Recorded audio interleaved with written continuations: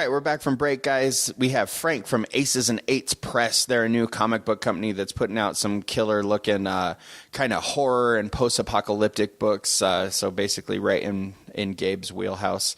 Frank, why don't you give us a little bit of the superhero-style origin story of Aces and Eights Press? So how you doing? My name is Frank Mueller, and so I'm the creator, writer of The Devil You Know, which is a new book that came out from Aces and Eights Press, which is a company that I co-founded with my business partner Sal Bruccolari. And the origin of it really is we had decided that we wanted to break into comics, and we wanted to start making good comics. And we said, nothing really is holding us back other than just our own effort. So we decided to throw our hat in, and we're pretty excited for what came out so far. Nice. So I was checking out a little bit of The Devil You Know, which is the new book that you said that you created and write. Yeah, so that's my title that I created and I write, and the company, we have some other titles that'll be coming out next year, but this was our launch title, and we're looking to see how it does, and so far it's gotten some pretty decent feedback online. I'm very happy for anybody who's supported this so far. I'm very happy that people have given it a chance, and it seems to have gotten a little bit of some following on Twitter in terms of like indie comic book creators, and there's a banding together and supporting each other's stuff, which is really good. But yes, I created this book. It's a story that I've had in my head for a long, long time. It goes back to when I was in film school in 2001.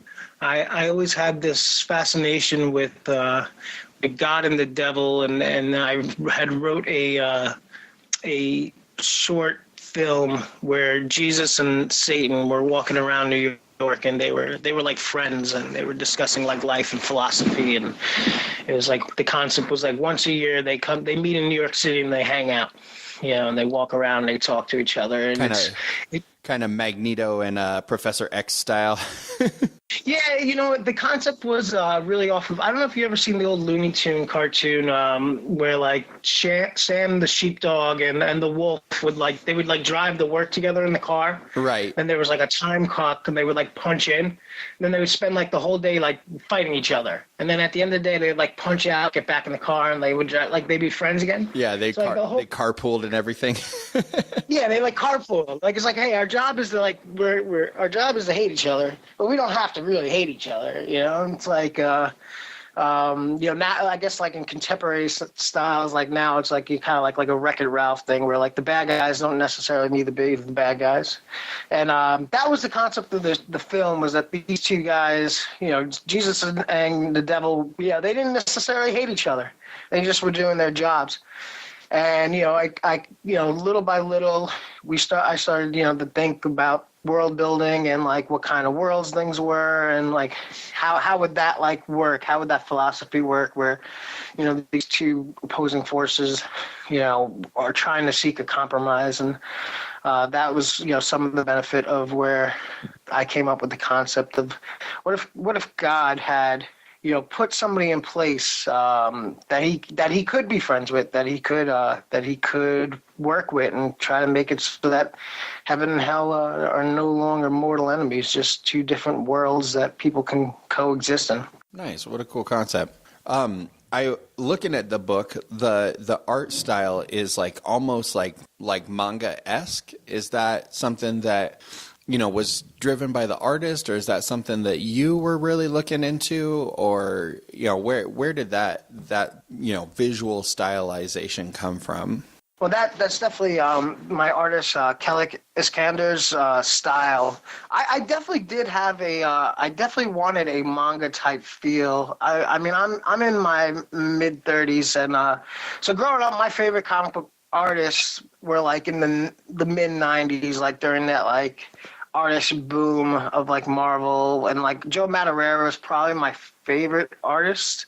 And I was a big fan of like Chris Bakula and Jeff Matsuda and all these like these artists that infuse that manga anime style to their comic book art. I really enjoyed that, and that's always kind of what I guess I gravitate to when I pick up books. I in terms of art style, though, different books and have required different tones, but for this style, I definitely wanted to try to like keep like some sort of like anime and manga style without being overly overly manga. I didn't want it to like pick up and read like you were reading like a Japanese comic. Right. You didn't want it to look like manga. You just wanted to have like that kind of overtone to it. Yeah, I wanted to be like a nice infusion of style where like it had that like manga style and like, like you see like the action lines and like the stuff like that. But like at the same time, it's not like the overly expressive eyes and like the weird faces, because that stuff isn't really my sort of thing. Right. And when I wrote the script, I decided that, we were going to go ahead and do this and we're really going to make this into a comic. I had posted an ad on a DeviantArt and I got probably like 40 to 50 responses back within like a day. I'm sure some of them were quite amazing too. Yeah, it ranged from stuff that like blew my mind to stuff that like I probably could have drawn myself. Yeah, blew your mind in the other direction. Yeah, and the prices were just as like skewed, I guess. Some people were like, really, really expensive, and their art was like really not justifiable. But I mean, that's what you get when you post on those forums. But I went through every single applicant and broke down every single like attribute, like their price and versus like their skill level versus what I was getting out of them in terms of inking, penciling, coloring, lettering, et cetera, and Kellic was by far the most talented artist at the most reasonably priced that was out there, and I was very happy to. He was actually there was one other gentleman I really liked, but his price was just a little bit outside of my range of what I could have budgeted for this book. So I'm very happy to Kellic because he was essentially my first choice, and I was fortunate to be able to afford him. So he's done great work. He's done fantastic work, and I owe a lot of the success of this book and in terms of especially visually to what he's brought to the table, because he puts his all into every page. He definitely doesn't skimp out on stuff, and the backgrounds and the facial expressions and the blood and gore, and that's all in his wheelhouse, and he's done a good job with it. And issues 2 and 3, I've just asked for more of that stuff. So nice. We've gotten to a nice little groove now too, where we've gotten very comfortable with each other. At first, we were a little bit like, it's a little hard when you work, because Kelly and Noonan Najaro, she is the inker on the book as well, and they're like a partnership, and they're out of Indonesia. So whenever you work with artists where there's a bit of a language barrier, sometimes things get a little cross. Tricky, right? Yeah, especially at the beginning, it was a little bit difficult, in terms of communicating what we want from each other. But how is that working? Like, I mean, internationally, there's so much involved, including like time differences and language barriers and stuff like that. Has it been pretty rewarding to work with like an international artist like that? Well, we communicate in English, so it's not that difficult for me. I just think, sometimes things get lost in translation, and I think you just need a little bit more patience, and just to come with the understanding that, all right, maybe something got lost there. When you get like a page back and something really isn't what you want, you can just say, all right, obviously, I think this word may not translate over, or maybe the way I wrote it isn't that clear. I think like one of the big things I find that you never really realize it, because like when you write, if you don't pick up on your spelling mistakes, it's not going to translate over. So you have to be pretty on point on your script. You can't allow, it doesn't really allow you to get lazy on your script, because if you spell something wrong, that word doesn't translate, and all of a sudden now that that crossbow you're looking for becomes like a chicken. So you have to be careful, and it's hard, because when when you read things over, when English is your first language, your mind just automatically fills in the gaps of certain things. So Right. I have an editor on the book, which is my business partner, Sal Bruccolari, and that's primarily his job, is to go over the script, make sure I'm not doing anything too out there and crazy, or push me too out there and crazy, depending on if I'm trying to play it too safe. Right. Also, to go over my spelling mistakes, and he's like the comma Nazi. Yells at me over like any commas that come in. Sounds like my wife. Commas in the wrong spots. Yeah, but you need that, because I'm a terrible speller, and I've grown way too accustomed to spell check. It's sad, actually. It's so many times like the spell check can't even figure out what I'm trying to say. Right. I have that same issue. I was terrible at spelling in school, so on top of it, yeah, the over reliance on spell check has made me kind of an idiot. So yeah.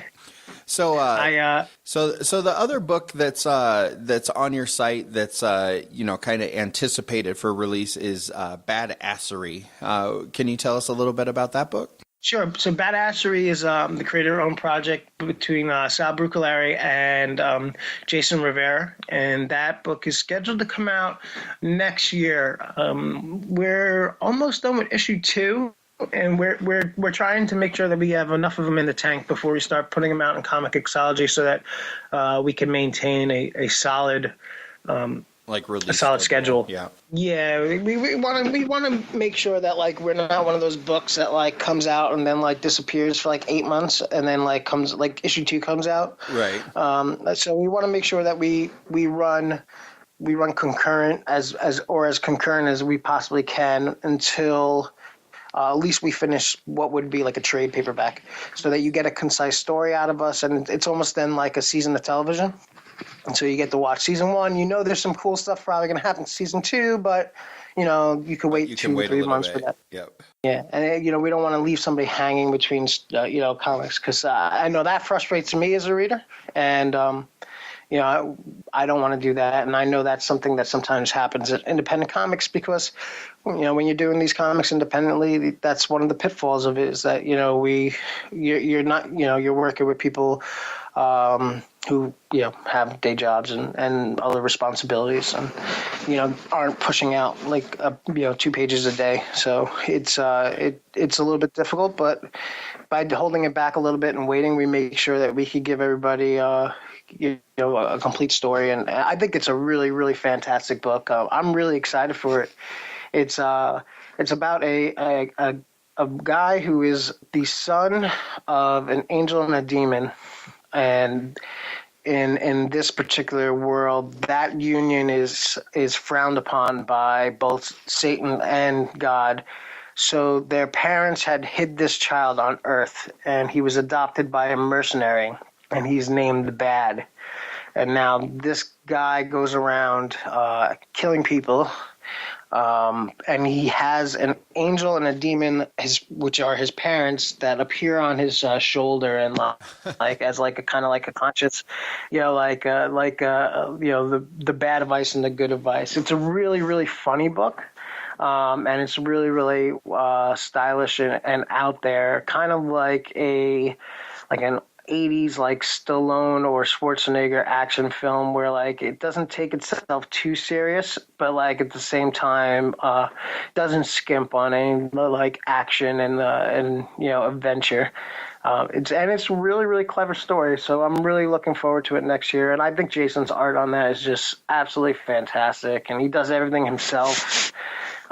Except I believe his wife does the lettering, or some of the lettering. But Nice. I mean, he takes he puts so much effort in everything, and all the charcoal like shading he puts in. It's every page is really like a work of like love and a lot of effort, and he's And super talented. It looks like it's going to be a black and white, right? Yeah, that book is going to be in black and white, Yes. and I know a lot of people are dumb about that, but I actually love black and white books, especially with horror stuff. Like some of my favorite books are black and whites. So I definitely could see some books that are black and white that you could read and you definitely say, oh, this should be in color. Like it's just in black and white because they don't want to pay for the coloring. And then there's some books where you're like, this doesn't need to be in color. It would actually be better in black and white. And so I think it really depends on the project and the book and the tone that you're trying to set.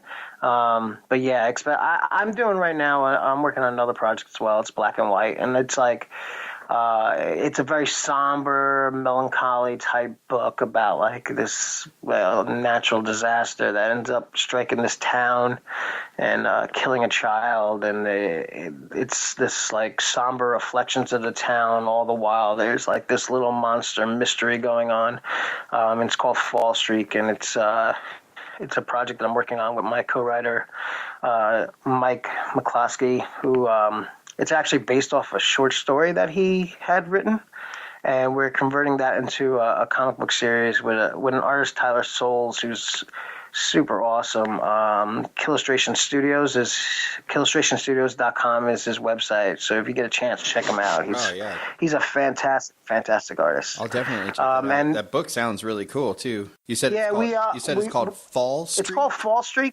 Yeah, so the plot of that story is that this cloud, it's an event called the Cloud Emptying, and basically a cloud falls out of the sky, hits a house, and freezes everything and destroys everything in it. And a fall streak is it's a type of cloud where you see like a hole punched out of the cloud, so that's where the name comes from, and it's we actually actively chose to make that a black and white. So when we wrote it, it was like very somber, and like I really liked the short story a lot. And I mean, as I've written, even though I haven't been published except for The Devil You Know, I've written like screenplays and in film school and stuff, I've written like short like films, and I've written a lot. And usually, like so many people in the course of my life have, come to me and pitched like an idea. Like somebody knows you write, they're like, oh, I have a great idea. Like, can you write the screenplay for me? And I'm like, usually you're like, no, not really. I don't want to write your screenplay for you. Right. Like, it's a great idea. Why don't you write it? And this is the first time I've ever like saw something, and I'm like, I really love this idea. I want to translate this into like a comic book form, because it was a great short story, and like, it deserves to be out there because it was really, really different. It was different than anything I've ever read before, and I said I need to jump on this and get on this with this guy Mike, because this is something good. So, and I think we've made something good for that. But that's going to come out hopefully next year, sometime. We're almost finished with issue 1 on that as well. So there's a lot of really interesting stuff coming out of Ace of Eights Press, and we're trying to pump out as much stuff as we can. We have another project called Ninja Baseball Man, which is a translation of a video game from I think the 90s. It was like you can find it online. It's actually Ninja Baseball Batman online. We had to drop the Batman in our name. Can't imagine why. Yeah, I was like, let's keep it. Let's see if DC sues us. Yeah, they would say cease and desist, I'm pretty sure. We could use the publicity, at least, in the very least. But it's if you look it online, it's called Ninja Baseball Batman. And it got like a ridiculous amounts of views on YouTube, and it's a really cool game, like an old style Japanese. You never played? Did you ever play the Teenage Mutant Ninja Turtle game as a kid, where like you and like 4 people, or the old X-Men game? The stand up arcade game. Yeah, and it was like a 2D like side scroller, like smash them up kind of game. The Ninja Based Batman is just like that. I actually spent 2 weeks of allowance beating the Teenage Mutant Ninja Turtles game at the arcade when I was a kid. My uncle had owned an arcade growing up, and that game was there, and it was like something like 3 miles from my house. I used to ride my bike there, and like my grandmother had worked there, so she would like give me like a stack of quarters, and I would just go there, sit there, and play it all day. I was so Nice. addicted. That and Street Fighter 2. Would just sit there and play all day. It's funny because I have a 5-year-old son, and he's just now gotten into like these fighting video games, which I probably shouldn't be letting him play, but it's like Marvel vs. Capcom, and we'll sit down and like he'll play, and I just crush him, and he's like, "How come you keep winning?" And I'm like, I'm good at these games. I played them a lot. I'm trying to teach him how to like fire, like do the Haruken, Yeah. and it's just too much for a 5-year-old to grasp. But once he figures that out, he's gonna kick the shit out of me. Nice. Right on. That's my day. Yeah, I sit and I beat up on my 5-year-old in video games. That's okay. Write comics. So. It's better than beating up on your 5-year-old in real life, right? Yeah. It's fun. It teaches him. It's a valuable lesson. Teaching him to win. He's gonna have to learn how to beat me. I'm not gonna lay down for him. Right. So, Nice. So I saw on your site that people can submit. Are you guys actively looking for more comic book, stories or writers and stuff like that, or are you kind of? yeah, we had, and we found a few that we've cultivated into these projects, and some more that we're like still working to cultivate. But we pulled that down recently because we're very small, and we don't want to get in over our head, and it's not fair to take out a project for somebody and just not have the time to devote to it that it needs. And marketing and stuff is such a time consuming process, and there's only so much of us to go around. So we had pulled it down for now, but hopefully again, we can expand with a little bit of success and try to open that up again. But we have some projects that people had brought to us that that we like and we're cultivating, and hopefully they come out sometime next year as well. So Nice. Well, it sounds awesome, man. Why don't you let everybody know where they can find your contact info and your books and stuff like that? And I mean, because honestly, you have a great looking book. It's a cool story, and I really enjoyed it. So I want other people to enjoy it. Why don't you let everybody know where they can find your stuff? Sure. The book is available on Comic Xology right now. So if you go to the Comic Xology, you can search either by my name, which is Frank Mula, Mula, or you can search by Aces 8 Press, which is AA88 Press, and you'll find us under there. And the title of that book is called The Devil You Know. And there's that book, and I think there's another book with that title with Spike from Buffy the Vampire Slayer. So it's the one that doesn't have Spike in it. Nice. But so not that I'm sure that one's great as well, because I love Buffy the Vampire Slayer. But or you could go to our website, which is aa88press.com, and on there you can find links to all our books. There's also a 6-page preview for the WNO issues 1 and 2 on there, so you can kind of get a sense of what's coming along. We're actually putting the finishing touches on the cover to issue 3, and once that's done, there'll be a 6-page preview for issues 3 up, hopefully by mid-December. Cool. So you'll get a kind of understanding of where it is, and at the very least, you see that we have some more issues coming, and it's a confirmation and affirmation that this is something that a story that we're very committed to seeing through to the end. So, and also there's Badassery on there as well, and more to come. I believe we're going to be putting Ninja Baseball Man up there very, very soon.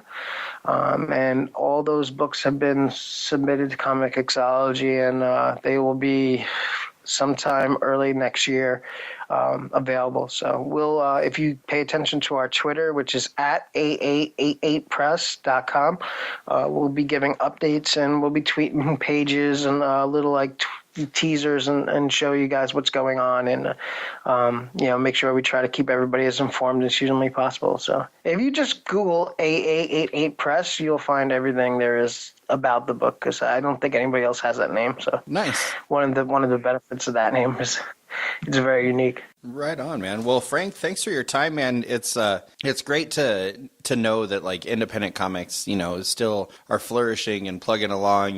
That's I mean, me and the other guys of the podcast, we definitely are really big advocates of indie comics because I mean, Marvel and DC titles are great, but I mean, without indie comics, you don't have awesome stuff like, in its origin, Spawn was an indie comic. So it's awesome for those things to be out there. Right now is a fantastic time. I mean, I've read comics for, most of my life, ever since I was a little kid.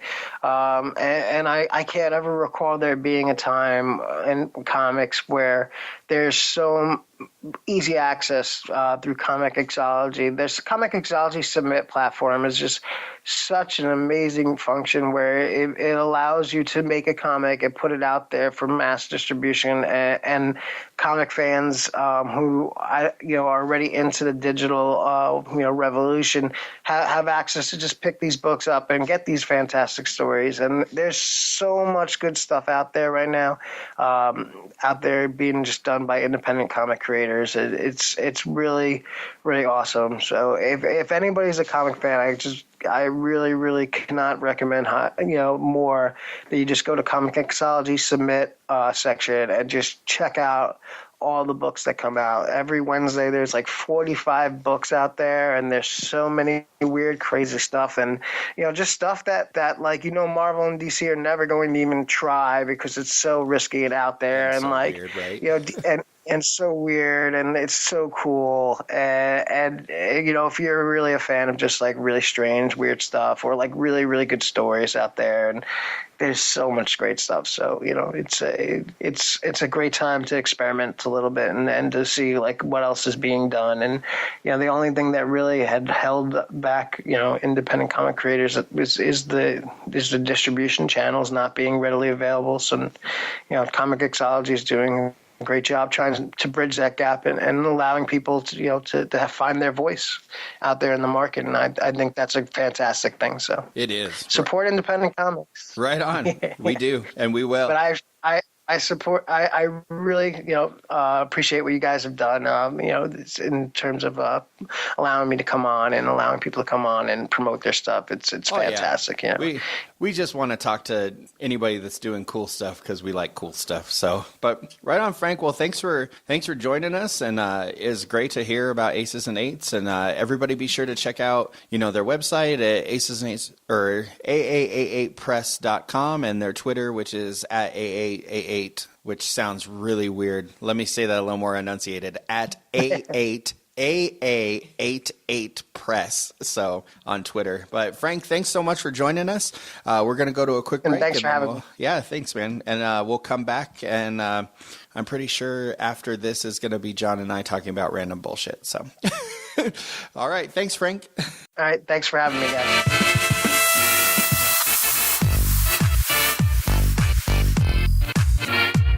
Fuck gay.